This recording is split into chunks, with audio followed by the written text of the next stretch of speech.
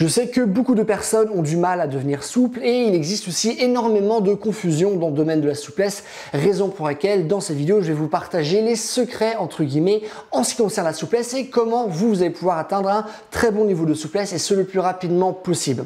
Plus précisément, je vais répondre à 3 questions qui m'ont été récemment posées. Première question que je vais vous lire là maintenant parce que j'ai mon PC avec moi, nous a été posée par le fameux Golden Poulet qui me demande faut-il s'étirer à chaud ou à froid?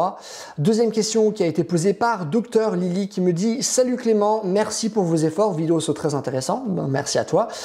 J'ai un problème concernant la souplesse malgré le fait que je suis tous vos conseils, surtout au niveau du bas du corps, ce qui est genoux raides, les hanches aussi. Quelle solution?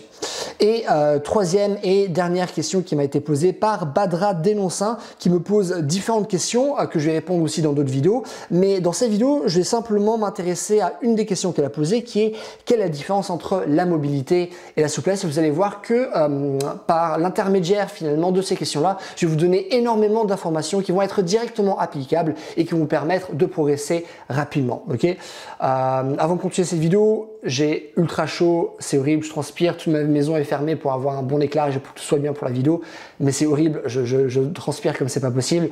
Et c'est mon intro et aussi voilà, je m'appelle Clément, je suis un préparateur physique diplômé. Sur ma chaîne, je vous parle de mouvements, comment avoir un corps qui est véritablement fort, qui est souple, qui est utile, qui sait répondre à plein de situations différentes. Qu'est-ce que vous savez réellement faire avec votre corps? Et moi, je travaille vraiment avec ce prisme-là. Ça marche? Donc voilà, c'est la petite introduction. Donc je vais redescendre et relayer à la question Golden Poulet qui était donc est-ce qu'il faut s'étirer à chaud ou à froid? Alors, finalement, chaque protocole, que ce soit à chaud ou à froid, va présenter différents avantages et différents inconvénients. Et après vous avoir présenté, je vais vous donner les conclusions et vous dire ce que vous devez faire et ce que moi je fais personnellement. Alors, pourquoi ça peut être intéressant de s'échauffer, ok? Donc d'être chaud lorsqu'on fait le travail de souplesse. C'est que notre corps est constitué de tissus qui sont viscoélastiques et donc, de par cette propriété-là, lorsqu'on va s'échauffer et donc lorsque votre température corporelle va augmenter, on aura accès à davantage de souplesse. Et donc, avoir accès à davantage de souplesse, c'est très intéressant lorsqu'on va justement effectuer du travail de souplesse parce qu'on travaille avec une plus grande amplitude, l'intensité sera aussi moins grande et on sera simplement dans une position qui va être plus agréable à travailler. Ça marche? Donc, ça, c'est des choses qui sont toutes très intéressantes. Après, on peut se poser la question de est-ce que si je m'échauffe, je vais baisser mon risque de blessure si je travaille ma souplesse juste après. Et la réponse est pas vraiment, ok? À mon sens, la littérature scientifique ne montre pas de lien clair entre le fait de s'échauffer et le fait d'avoir un risque de blessure qui est moins élevé lorsqu'on va faire des étirements. Et à vrai dire, ce que nous montre la littérature et ce que nous montre à mon sens aussi le terrain, c'est que ce qui va jouer le plus grand facteur en termes de risque de blessure, ça va être les exercices que vous allez utiliser, les différents protocoles et comment vous allez les intégrer dans vos entraînements. Tout ce qui va être gestion de l'intensité, du volume et de la fréquence et bien sûr après votre style de vie, etc. Mais c'est vraiment ça qui va être le plus important en termes de risque de blessure, beaucoup plus important que votre échauffement, ok? Donc si vous échauffez simplement dans le but de baisser votre risque de blessure, il n'y a pas forcément de lien direct. Mais là encore, ce qu'il faut garder en tête, c'est que la souplesse en tant que telle, même si on a tendance à en parler dans une perspective très globale, n'existe pas. Dans la mesure où il existe différents types de souplesse, 5 ou 6 en fonction des auteurs. J'ai fait une vidéo à ce sujet, donc je ne vais pas vous expliquer nouveau tous les types de souplesse, etc. Et aussi, chaque type de souplesse peut se travailler à travers différents types de protocoles, différents exercices qui va avoir finalement différents effets sur le corps, ok? Donc lorsqu'on dit, tiens, faut-il s'échauffer à chaud ou à froid? Comment s'étirer? Ça dépend de quoi on parle réellement. C'est pour ça qu'en fait, la meilleure réponse, qui est aussi la plus mauvaise réponse qu'on peut donner aux questions, c'est toujours ça dépend. Ça marche. Donc voilà, j'ai commencé par vous dire ça. Maintenant, on va davantage parler du fait de travailler avec sa souplesse à froid. Ce qui est intéressant, c'est que logiquement, ce qu'on va travailler à froid, on va travailler avec une plus grande résistance. Ok? Il se trouve que justement, lorsqu'on s'échauffe, notre corps va être moins résistant aux étirements. Donc, si notre corps va être davantage résistant si on s'échauffe pas, ça va nous permettre de travailler avec une plus grande intensité, ce qui est également intéressant. Et aussi, comme vous le savez, notre corps s'adapte de manière très spécifique. L'exemple que je vous donne à chaque fois qui est très qui est très superficiel, mais si vous faites des pompes, vous devenez bon en pompe et pas forcément en traction et vice versa. Ça marche? Et donc, ce qui est aussi intéressant, c'est que j'ai remarqué que plus on travaille avec notre souplesse à froid, plus on aura tendance à avoir accès à de la souplesse justement sans s'échauffer. Et ça, c'est quelque chose que je trouve intéressant parce que à quoi ça sert finalement, de s'entraîner si on n'a que accès à nos capacités physiques après un échauffement.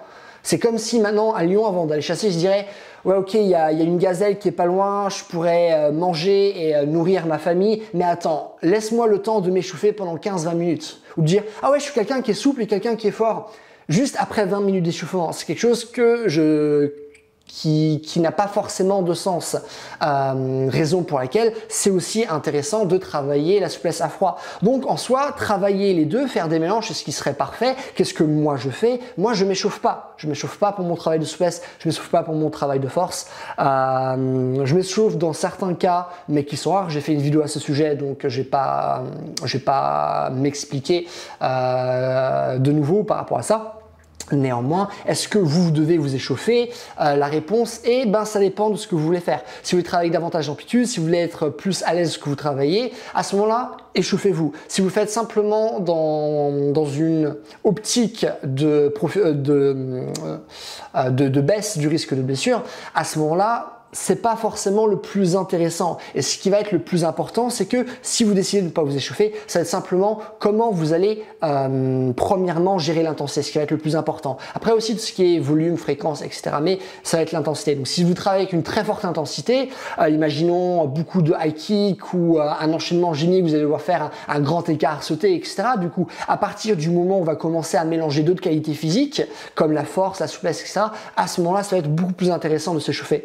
Mais donc voilà, de manière générale, vous n'avez pas forcément besoin de vous échauffer pour vous étirer. Donc voilà, s'échauffer à chaud, à froid, ça a des avantages, ça a des inconvénients. Faites ce que vous voulez, c'est pas le plus important. Réellement, c'est pas la première question que vous devez vous poser. La première question que vous devez vous poser, c'est est-ce que j'utilise des bonnes méthodes? Et à mon sens, une des meilleures méthodes qu'on puisse utiliser pour gagner en souplesse, c'est les étirements progressifs chargés parce qu'ils mélangent force et souplesse. Et nous, ce qu'on veut, c'est pas simplement avoir la souplesse pour avoir la souplesse. On veut avoir la souplesse qu'on peut utiliser. On veut avoir la souplesse pour mieux bouger.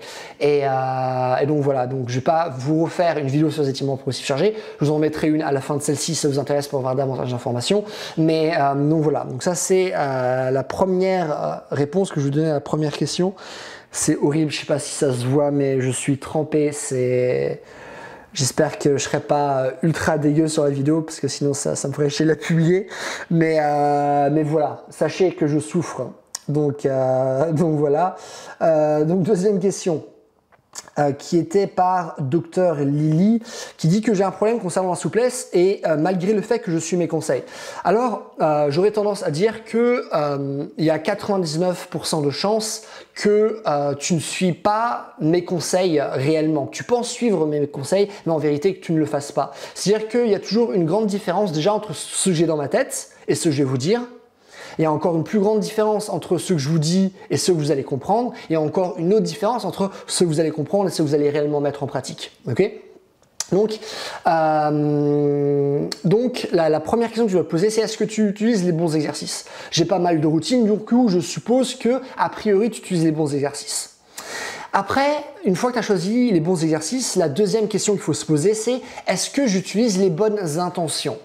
C'est-à-dire que par exemple, vous pouvez avoir deux personnes qui vont donner un coup de poing. Juste quelqu'un qui va donner un coup de poing comme ça et l'autre qui va donner de la même manière. Mais si quelqu'un a l'intention par exemple d'essayer de transpercer son adversaire avec son coup de poing, c'est une intention qu'on donne énormément lorsque vous faites du travail de boxe ou de MMA. Les gens qui pratiquent les arts martiaux vont vous confirmer ce que je suis en train de vous dire là. L'intention va tout changer dans l'application du geste. Donc de temps en temps, on peut voir deux gestes qui sont identiques, mais puisque l'intention est différente, les résultats vont être très différents. Par exemple, aussi, je peux faire deux mouvements de souplesse, mais entre le mouvement 1 et la personne qui fait par exemple aussi ce mouvement-là, la personne 1 et la personne 2, par exemple, la personne 1 fait simplement le mouvement, la personne 2, par exemple, elle essaye à chaque fois d'aller au maximum de son amplitude. Par exemple, aussi, lorsqu'elle travaille ses ischios, elle fait en sorte d'être à chaque fois au maximum de son antéversion du bassin, parce qu'on sait très bien que lorsqu'on va faire une antéversion du bassin, ça va nous permettre de davantage recruter nos ischios. Et donc, en fonction d'une personne qui fait un mouvement et une autre personne qui fait un mouvement identique, ben, on ne peut pas forcément voir directement en vidéo qu'une personne va utiliser une meilleure antéversion du bassin. Et c'est simplement l'intention que vous avez qui va faire une énorme différence en termes de résultats. Par exemple, aussi, qu'est-ce que je vous ai dit? Je vous ai dit que si on fait du travail de souplesse, ce qui peut être très intéressant, c'est d'utiliser ce qu'on appelle le réflexe d'inhibition réciproque. Donc, par exemple, je contracte mon biceps, mes triceps vont se relâcher pour que je puisse justement contracter mon biceps parce que ces muscles-là ont des fonctions qui sont opposées. Donc, je ne peux pas utiliser ce muscle-là si ce muscle-là, il est en pleine fonction également. Donc, pour utiliser ce muscle-là, celui-là devra se relâcher. Si maintenant, je veux utiliser mes triceps à fond, eh ben, je vais devoir relâcher mes biceps, ok? Parce que mes biceps vont me permettre de faire la flexion, entre autres, et mes triceps vont me permettre, entre autres, de faire une extension au niveau du coude. Deux fonctions opposées. Donc pour permettre une fonction, l'autre doit se reposer. Mais ce que ça veut dire également, c'est-à-dire que plus je vais être capable de contracter mes biceps, et ben d'un point de vue théorique et aussi pratique, et ben plus mes triceps auront tendance à se relâcher. Donc imaginons, là encore, je suis en train de tirer mes ischios. Si j'étire du coup les ischios qui, entre autres, me permettent de faire une extension du hanche. De hanche, ok? Les ischios permettent aussi de faire une flexion du genou, mais là on va se concentrer par exemple simplement sur l'extension de hanche. Donc si maintenant je contracte les muscles opposés aux ischios, donc serait opposé à l'extension de hanche, donc ce serait la flexion de hanche, donc ma capacité à ramener mes jambes près de mon torse ou mon torse près de mes jambes. Donc si je contracte les fléchisseurs de mes hanches, donc tout ce qui va être psoas, quadriceps, etc., eh ben j'aurai tendance à davantage relâcher mes ischios et donc avoir accès à plus d'amplitude. Ça, c'est pas quelque chose qu'on peut voir sur une vidéo. Je peux pas voir, ah ben tiens, cette personne arrive à bien contracter ses muscles antagonistes pour justement créer ce réflexe d'inhibition réciproque. C'est pas quelque chose qu'on peut voir. Et pourtant, ça fait une énorme différence. Donc, ok, ça se trouve, tu as utilisé les bons exercices, mais tu as utilisé les mauvaises intentions. Et donc, ça, c'est la deuxième question qu'il faut se poser. Donc, première question, est-ce que j'utilise les bons exercices? Deuxième question, est-ce que j'utilise les bonnes intentions? Troisième question, il y a 4 questions qu'il faut se poser en tout. Troisième question, c'est est-ce que j'utilise l'exercice dans le bon contexte? C'est-à-dire, est-ce qu'il y a suffisamment d'intensité? Est-ce qu'il y a suffisamment de volume? Ok. Alors l'intensité, ça va être simplement par rapport au max de ma charge. Imaginons si je fais des étirements progressifs chargés ou je fais une dizaine de répétitions d'un mouvement, et ben l'intensité va grosso modo être, imaginons, à 70% par rapport à votre max. Ok. C'est juste un exemple. Après, on a le volume. Le volume, c'est combien de répétitions je vais faire de cet exercice. Est-ce que je fais suffisamment de répétitions à la bonne intensité pour être sûr que mon corps s'adapte de la manière voulue, ok? Ça, c'est la deuxième question. Et la troisième question qu'il faut se poser, toujours par rapport à ça, c'est la fréquence. Est-ce que je m'entraîne suffisamment? Et donc, ce qu'il faut non seulement, c'est avoir les bons exercices, utiliser les bonnes intentions et travailler avec la bonne intensité, le bon volume et la bonne fréquence. Et tout ce qui est intensité, volume, fréquence va dépendre du type de souplesse que vous avez travaillé, va dépendre des protocoles que vous avez utilisés. Mais si je reprends maintenant ma méthode préférée qui consiste du coup à effectuer des étirements progressifs chargés, eh ben généralement ce qu'on va faire, c'est faire une dizaine de répétitions. Peut-être après les dizaines de répétitions, on va rester dans une position isométrique, par exemple pendant 10 à 40 secondes, imaginons. Je vais faire 3 à 4 séries par mouvement. Je vais travailler chaque groupe musculaire 2 fois dans la semaine, ok? Donc ça, c'est déjà les 3 choses que tu dois faire. Donc si tu n'as pas progressé, c'est que a priori, tu n'as pas fait ces 3 choses-là. Quatrième chose, c'est est-ce que je l'ai fait pendant suffisamment longtemps? La souplesse, c'est très différent de la force. La force, on peut faire pratiquement n'importe quoi et vous allez voir que pour un débutant, eh ben, ça va lui permettre de progresser, même si ces méthodes sont mauvaises. La souplesse, il y a beaucoup plus de nuances. Okay, donc, c'est pas pour certaines personnes, même si vous faites les bonnes choses, eh ben, vous n'allez pas forcément bien progresser et ça prend du temps. Okay, donc, si tu me dis, ok, j'ai pas progressé, ça fait 3 semaines que tu t'entraînes, je me dis, ben attends, c'est comme dire, ben tiens, hey, je fais la muscu depuis 3 semaines. Je suis pas musclé, attends, ça marche pas. Non, c'est pas ça. C'est faut le faire pendant suffisamment de temps. Et donc, il faut le faire pendant suffisamment de temps. Il faut bien le faire. Raison pour laquelle je vous ai parlé des 3 points en premier et que j'aborde simplement ce 4e point en dernier parce que Voilà, il faut déjà que les autres choses soient réglées et ensuite qu'on le fasse suffisamment de temps pour avoir suffisamment de résultats, ok? Et donc, si tu fais ces 4 choses-là, eh ben, tu vas avoir des résultats à coup sûr. Et ce que je disais juste avant de répondre à ta question, c'est que je disais, ben, dans 99,999% des cas, eh ben, ça va être cette erreur qui a été commise, donc de ne pas respecter ces 4 points. Néanmoins, il y a le 0,1% des cas, c'est un peu exagéré de dire ça, mais il y a des personnes qui, par exemple, vont pas du tout leur corps ne vont pas du tout aimer, par exemple, les étirements progressifs chargés. Ok? Et bien à ce moment-là, ce qui peut être intéressant, c'est justement d'explorer d'autres méthodes. Ça se trouve pour toi, faire des exercices de souplesse passive, et ben c'est parfait pour toi, c'est ça qui va te faire le plus progresser. Ok? Et donc à ce moment-là, c'est intéressant justement d'explorer et voir ce à quoi notre corps correspond le mieux, parce qu'on a tous des corps qui sont fondamentalement différents. Ok? Et donc voilà, donc ça c'est vraiment quelque chose que tu dois garder en tête, mais on commence simplement à explorer une fois qu'on est sûr qu'on a bien fait le taf et pendant suffisamment longtemps. Parce que si tu testes juste un truc pendant 2 semaines et que tu le fais mal, eh ben tu dis ah ok, j'ai pas progressé, faut que je passe à autre chose. En fait, tu passes à autre chose, mais tu n'as pas bien réussi la première méthode en premier lieu, donc ça sert à rien de passer à autre chose si la première méthode que tu as testée n'a pas été bien utilisée. Ce qui paraît logique. Donc c'est pour ça qu'il faut le faire pendant suffisamment longtemps, dans des bonnes conditions, et à ce moment-là, j'ai pas beaucoup progressé, il faut peut-être que je passe à autre chose. Mais si tu progresses pas du tout, c'est que c'est vraiment quelque chose qui a été mal fait dans ton entraînement. Ok? Donc voilà, après surtout tu me dis que tu veux surtout gagner aux souplesses au niveau du bas du corps, tout ce qui est genoux raides, hanches aussi, quelle solution? J'ai littéralement des routines par rapport à ça, donc si vous allez dans mes playlists, je crois qu'il y a une playlist qui s'appelle routine, étirement, enfin vous allez voir, c'est vraiment très facile à trouver. Et donc j'ai différentes routines par rapport au bas du corps, par rapport aux hanches. Alors lorsqu'on parle des hanches, les hanches ont différentes fonctions. On a déjà parlé de la flexion, on a parlé de l'extension, on a l'abduction, on a l'adduction, on a la rotation externe, on a la rotation interne. Donc si tu veux avoir des hanches qui sont souples, faut travailler ces différentes fonctions-là. Donc voilà, j'ai plein d'exercices à ce sujet sur ma chaîne. Je vais pas tous les répéter là parce que sinon la vidéo va durer 30 minutes. Mais voilà, donc le contenu existe et tu pourras le regarder si tu le souhaites. Donc voilà. Troisième et dernière question qui était la différence entre la mobilité et la souplesse. Alors, il y a pas mal de choses à dire, mais en fait, tu vas voir que ma réponse va être assez courte. La plupart du temps, honnêtement, c'est utilisé comme un synonyme. Ok, donc souplesse, mobilité, ok, voilà. D'autres personnes vont dire ok, la souplesse, c'est ce qu'on va s'intéresser davantage aux muscles en tant que tel. La mobilité, c'est ce qu'on va davantage parler des articulations. Je sais que par exemple Kelly Starrett aime parler de ce genre de choses. Mais généralement, dans les faits, quelle serait la véritable définition de mobilité par rapport à la souplesse? C'est que la souplesse peut être caractérisée comme l'amplitude musculaire et articulaire. Okay, ça serait la vraie définition de la souplesse. Okay, c'est l'amplitude à laquelle tu as accès. Mais la mobilité, ce serait l'amplitude que tu peux utiliser. Alors, tu vas me dire, mais attends, c'est quoi la différence? La souplesse, c'est l'amplitude musculaire et articulaire à laquelle j'ai accès. Ma mobilité, c'est que je peux utiliser. Mais attends, c'est la même chose. Avoir accès, utiliser, non, pas forcément. Parce que tu peux être souple et savoir faire le grand écart. Et donc, tu as accès à cette position. Mais c'est pas parce que tu as accès à cette position que tu peux l'utiliser par exemple dans un enchaînement où tu vas sauter par exemple en grand écart. La plupart des gens qui savent faire un grand écart ne peuvent pas l'utiliser en sautant. Et donc, c'est ça la mobilité. C'est est-ce que tu peux réellement l'utiliser? La mobilité, c'est finalement comment tu peux utiliser ta souplesse dans des contextes de mouvement.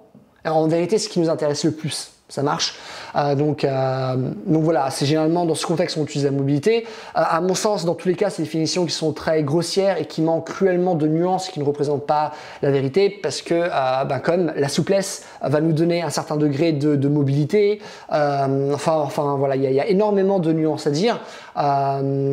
Et à mon sens, ces définitions ne sont vraiment pas intéressantes du tout, on s'en fiche. Là encore, la priorité, c'est simplement faire du bon travail de souplesse, mélanger force et souplesse, c'est le plus important, et l'utiliser dans des contextes différents pour apprendre à mieux bouger, et c'est tout ce que vous devez garder en tête, et c'est tout ce que je vais vous dire dans cette vidéo-là. Donc voilà, j'ai répondu à ces 3 questions. Donc j'espère que vous avez davantage d'informations que vous allez pouvoir utiliser dans vos entraînements. Si vous avez d'autres questions, n'hésitez pas à me mettre dans les commentaires. Je réponds à tout le monde comme d'habitude, pas forcément en vidéo puisque là c'était un post que j'avais du coup posté où je vous demandais de me poser vos questions afin que je puisse faire des vidéos par rapport à vos questions. J'ai encore plein d'autres questions auxquelles je vais répondre. Donc si j'ai pas encore répondu à vos questions, ne vous inquiétez pas, je vais faire par la suite. Et voilà, si vous avez aimé cette vidéo, n'hésitez pas à me mettre un j'aime, comme ça la vidéo sera mieux répertoriée. N'hésitez pas aussi à vous abonner. Si vous voulez voir davantage de vidéos de ce genre, est-ce qu'il y a un programme qui vous explique justement qu'est-ce que c'est la souplesse, quels sont les différents types de souplesse, quelles sont les différentes méthodes qu'on peut utiliser, mais aussi des entraînements que vous pouvez suivre. Comme ça, non seulement vous saurez comment créer vos propres entraînements, mais vous aurez également des entraînements que vous allez pouvoir utiliser là maintenant. Donc c'est ça par rapport à la souplesse, mais également par rapport à la force, la vitesse, l'endurance, la coordination, et vraiment ça dans une démarche de mouvement. Donc comment utiliser ces qualités physiques-là pour que je puisse réellement mieux bouger par la suite. C'est quelque chose qui vous intéresse, c'est une formation qui est vraiment excessivement complète. Vous pouvez la trouver sur mon site, ça va être le premier lien dans la description. Et voilà, passez une bonne journée, bye!